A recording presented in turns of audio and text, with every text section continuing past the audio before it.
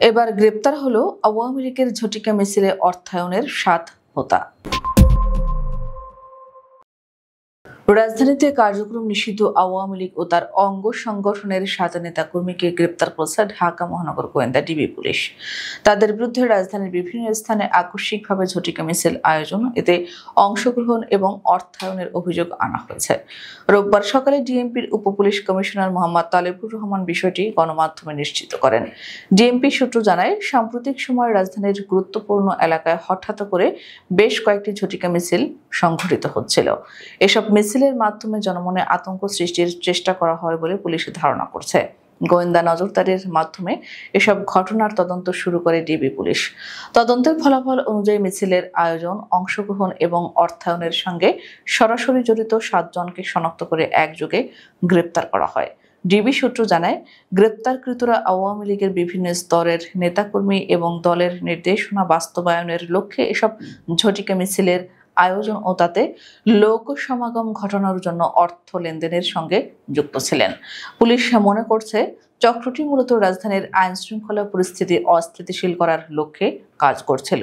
তবে গ্রেপ্তারকৃতদের নাম পরিচয় তাৎক্ষণিকভাবে প্রকাশ করা হয়নি।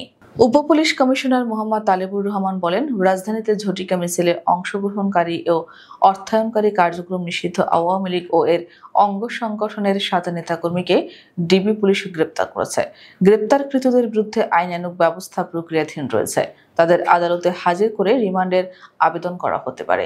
পুলিশের আরও একটি সূত্র জানায়, গোয়েন্দা নজরদারিতে চক্রের আরও কিছু সদস্যের নাম উঠে এসেছে। তারা মূলত পর্দার আড়াল থেকে অর্থায়ন করে এসব কার্যক্রম চালাচ্ছে। তাদের শনাক্ত করা এবং আইনের আওতায় আনা সবচেয়ে বড় চ্যালেঞ্জ। এ ধরনের অভিযান ভবিষ্যতেও অব্যাহত থাকবে বলে পুলিশ জানিয়েছে।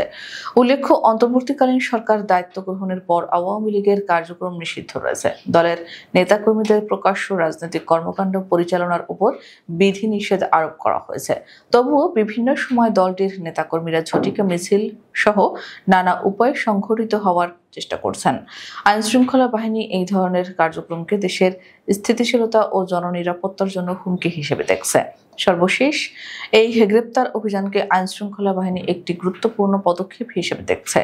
সরকারের পক্ষ থেকে বলা হয়েছে, যে কোনো বেআইনি রাজনৈতিক কার্যক্রম কঠোরভাবে দমন করা হবে। একই সঙ্গে গোয়েন্দা সূত্র জানাচ্ছে, রাজধানীতে জনমনে আতঙ্ক সৃষ্টির যে উদ্দেশ্য নিয়ে এসব ঝটিকা মিছিল আয়োজন করা হচ্ছিল তা কার্যত রোধ করা সম্ভব হয়েছে। ডিবি পুলিশ সূত্র আরও জানায়, রাজধানীতে যেসব ঝটিকা মিছিল অনুষ্ঠিত হয় সেগুলোতে অংশগ্রহণ ও অর্থায়নের সঙ্গে জড়িত অন্য সদস্যদের শনাক্তের জন্য অভিযান অব্যাহত থাকবে। এই ধরনের অভিযান দেশের আইন শৃঙ্খলা রক্ষায় গুরুত্বপূর্ণ ভূমিকা রাখবে এবং ভবিষ্যতে ঝটিকা মিছিলের মতো কার্যক্রমের পুনরাবৃত্তি রোধে সহায়ক হবে।